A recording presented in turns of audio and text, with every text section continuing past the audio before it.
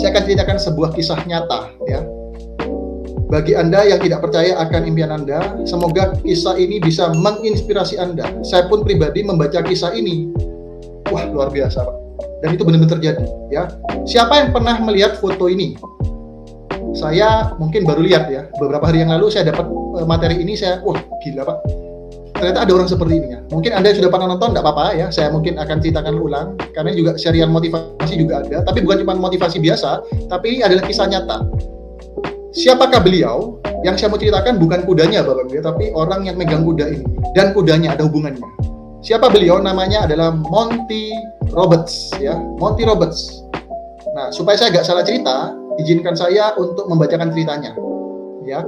Jadi Monty Roberts ini adalah seseorang anak muda yang biasa-biasa ya. Jadi Monty Roberts adalah anak dari seorang pelatih kuda yang biasanya melatih kuda. Pergi dari kota ke kota ketika Monty masih kecil, ayahnya adalah seorang pelatih kuda yang berpindah dari satu kandang ke kandang yang lain. Dari satu peternakan ke peternakan yang lain untuk melatih kuda. Oleh karena itu, pendidikan Monty di sekolahnya pun terus-terusan terganggu dengan hal tersebut. Dia lahir pada tanggal 14 Mei 1935 di Salina, California, Amerika Serikat. Ketika memperhatikan seekor kuda liar di Nevada ketika dia masih remaja, dia menyadari bahwa kuda-kuda itu berkomunikasi satu sama yang lain melalui bahasa tubuh. Dia mulai mengembangkan metode pelatihan yang terinspirasi dari pengamatan ini. Dia telah menulis beberapa buku tentang teori pelatihannya. Kehidupan dan metode pelatihannya telah ditampilkan dalam film dokumenter untuk BBC, dan dia juga telah menerima penghargaan dari organisasi seperti ASCA ya, British Horse Society, Ratu Elizabeth II, dan Federation bla bla bla ya. Kisah ini terjadi saat di SMA. Nah, cerita inspirasinya nih ketika dia saat SMA. Ceritanya seperti ini teman-teman ya. Pada suatu hari ada tugas dari seorang guru ketika dia mengatakan begini, Monty, kamu coba bikin tulisan tentang impian. Monty disuruh menulis tentang impiannya. Jadi di situ dia menuliskan sebuah impian dan merasa semangat sekali dengan impian itu. Ya seperti Anda pada malam hari ini gitu ya.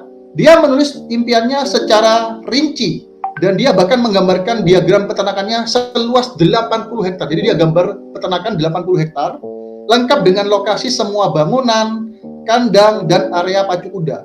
Selanjutnya dia menggambarkan sebuah denah untuk rumah seluas 375 meter persegi yang akan dia bangun di atas tanah peternakan seluas 80 hektar itu. Lalu diserahkanlah gambar impian ini kepada gurunya. Lalu si ibu guru ini membaca kemudian menulis komentar tentang tulisan impian Monty, dan ternyata waktu dilihat nilainya jelek. Si Monty dapatnya F, teman-teman. Wah, parah banget. Jadi gurunya ini mengecilkan impiannya. Wah, ini impian nggak mungkin ini. Jadi dikasih nilai yang terjelek, yaitu nilai F. Kira-kira sakit hati nggak Bapak Ibu kalau Anda mendapatkan nilai seperti itu? Berbeda dengan Monty, kemudian gurunya memberikan satu kesempatan lagi. Dan si guru bilang seperti ini, Monty, mimpi kamu bagus. Kamu ingin punya peternakan sekian ratus meter persegi atau puluhan hektar. Lalu kamu ingin punya kuda. Lalu ingin punya rumah sedemikian besar di dalam peternakan tersebut yang sangat besar. Ini bagus, tapi kamu sadar atau tidak? Lalu gurunya memberikan komentar, impian kamu ini terlalu tidak realistis. Tidak masuk akal untuk anak muda seperti kamu yang tidak punya uang, gak punya sumber daya, dan terlebih lahir dari keluarga pengembara. Tidak ada kemungkinan buat kamu untuk mencapai impian yang hebat nantinya. Memiliki tanah pertanian menuntut uang dalam jumlah yang besar sekali. Kamu harus membeli tanah, kamu harus membeli kuda-kuda bermutu, dan belakangan kamu harus membayar mahal untuk pejantan unggulan. Tidak ada kemungkinan untuk kamu akan meraihnya. Kemudian gurunya menyodorkan kertas baru untuk menuliskan ulang impiannya. Dengan sikap yang lebih realistis, lalu akan saya revisi nilainya. Gurunya berkata seperti itu kepada si Monty. Akhirnya, ya, si Monty kembali ke rumahnya dan dia melaporkan cerita ini kepada orang tua bapaknya. Papanya bilang begini, Monty, ini adalah keputusan yang paling penting dalam hidup kamu. It's your dream. Hanya kamu yang boleh memutuskan apa yang ingin kamu raih. Apa yang ingin kamu capai. Jika saya tidak bisa mengganggu atau saya tidak bisa meminta kamu merubah atau memilih mimpimu sendiri, itu impianmu, silakan kamu ambil keputusan. Jadi papanya gak mau ikut campur karena itu impiannya Monty ya. Semalaman Monty berpikir apa yang harus Monty lakukan, dan pada pagi harinya ia kembali menghadap ibu gurunya dan menyerahkan kembali kertas yang pernah dia tulis tentang mimpinya sendiri. Jadi gurunya memberikan kesempatan untuk revisi, tapi Monty memutuskan tidak mau merevisi impiannya ya. Dia mengatakan kepada gurunya, saya sudah mengambil keputusan Dan dia bilang, you can keep your F, I will keep my dream. Jadi gini, Bu Guru, kamu tetap bisa kasih saya nilai F, tapi saya tetap akan memegang kuat impian saya. Wah, itu satu anak muda bisa ngomong sekuat ini, ya. Saya akan menyimpan impian saya. Bu Guru boleh memberikan saya nilai F. Dan apa yang terjadi ketika Monty sudah besar? Ini ya, ketika Monty sudah besar ya, dan hari ini ya, Monty benar-benar memiliki 63 hektar tanah yang menjadi peternakan dan dia punya kuda yang banyak. Monty menjadi pelatih kuda profesional dan dia menulis buku The Man Who Listened to the Horse. Wah, ini keren banget Bapak Ibu ya.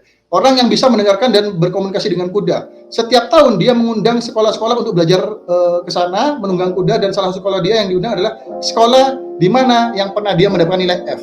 Wah, ini keren banget ya.